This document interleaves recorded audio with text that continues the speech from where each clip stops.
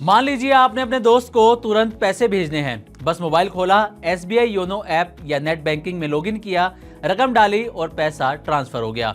ये है IMPS यानी कि इमीडिएट पेमेंट सर्विस का कमाल, इंस्टेंट मनी ट्रांसफर। लेकिन अब SBI ने इसमें कुछ बदलाव कर दिए हैं। 15 अगस्त 2025 से अगर आप 25,000 रुपए से ज्यादा पैसे ऑनलाइन भेजते हैं तो उसके लिए एक्स्ट्रा चार्जेस देने होंगे। ये बदलाव ऑनलाइन और ब्रांच दोनों चैनल्स पर अलग अलग तरीके से लागू होंगे। कुछ स्लैब में नए टैक्स लगाए गए हैं जबकि कुछ में कोई बदलाव नहीं किया गया है। तो आइए जानते हैं कि SBI के ये नए नियम क्या हैं, साथ ही जानेंगे कि बाकी बैंकों में IMPS के क्या चार्जेस हैं।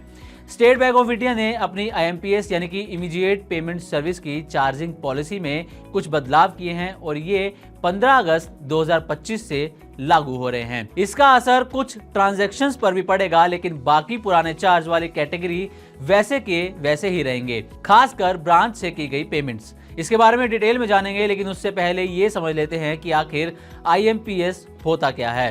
तो IMPS एक ऐसा तरीका है जिससे आप किसी को भी तुरंत पैसे भेज सकते हैं, दिन हो या रात, छुट्टी हो या फिर नहीं, ये 24/7 चलता रहता है। भारत में इसे NPCI यानी कि national payments corporation of India चलाता है और हर ट्रांजैक्शन की लिमिट 5 लाख रुपए तक होती है। आइए अब ऑनलाइन IMPS के नए चार्जेस के बारे में जानते हैं। तो 25,000 रुपए तक की ट्रांजैक्शन पहले की तरह ही बिल्कुल फ्री रहेगी। 25,000 से ऊपर 1 लाख तक की ट्रांजैक्शन पर अब फीस देनी होगी। ये फीस 2 रुपए प्लस GST होगी। इसके साथ ही 1 लाख से ऊपर और 2 लाख तक की ट्रांजैक्शन पर 6 रुपए प्लस GST लगेगा। 2 लाख रुपए से ऊपर और 5 लाख तक की ट्रांजैक्शन पर 10 रुपए प्लस GST देना होगा। पहले सब ऑनलाइन ट्रांजैक्शन फ्री थे, लेकिन अब 15 अगस्त से ये चार्ज लगाए जाएंगे। अगर आप बैंक ब्रांच में जाकर IMPS करवाते हैं तो उसके लिए कोई नया चार्ज नहीं लिया जाएगा। इस पर पहले से ही जो फीस लागू होती रही है वही चार्ज अब भी लागू होगा। मिनिमम 2 रुपए प्लस GST और मैक्सिमम 20 रुपए प्लस GST। इसमें कुछ खास अकाउंट्स वाले ग्राहकों को राहत मिलेगी। सैलरी या पेंशन से जुड़े कई पैकेज वाले ग्राहकों को ऑनलाइन चार्ज माफ रहेगा, जैसे कि डिफेंस सैलरी यानी कि DSP, PM salary, coast guard, central या state government salary, railway salary, police, Shaurya family pension, startup salary, corporate salary, SBI रिश्ते, इन ग्राहकों पर यह नया चार्ज लागू नहीं होगा।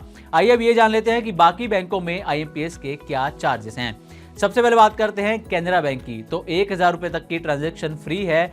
1,000 से 10,000 तक की ट्रांजैक्शन के लिए 3 रुपए प्लस GST, 10,000 रुपए से 25,000 तक के लिए 5 रुपए प्लस GST और 25,000 से 1 लाख तक की ट्रांजैक्शन के लिए 8 रुपए प्लस GST का चार्ज देना होता है। इसी के साथ 1 लाख से 2 लाख की ट्रांजैक्शन के लिए 15 रुपए प्लस GST और 2 लाख से 5 लाख तक के लिए 20 रुपए प्लस GST चुकाना होता है।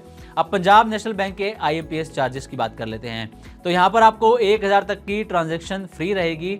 1,000 से 1 लाख तक ब्रांच में 6 रुपए प्लस GST और ऑनलाइन में 5 रुपए प्लस GST चार्ज लगेगा। 1 लाख से ऊपर की ट्रांजैक्शन के लिए ब्रांच में 12 रुपए प्लस GST और ऑनलाइन में 10 रुपए प्लस GST चुकाना होगा। इससे साफ है कि SBI के नए चार्ज अब भी कैनरा बैंक और PNB बैंक के मुकाबले काफी कम है। तो उम्मीद करते हैं कि हमारी तरफ से दी गई जानकारी आपको अच्छी लगी होगी। इसी तरह की और भी वीडियोस के लिए देखते रहे Money9 और सब्सक्राइब करें हमारे चैनल। साथ ही बिजनेस और पर्सनल फाइनेंस से जुड़ी तमाम खबरों को आप हमारी वेबसाइट money9live.com पर भी पढ़ सकते हैं।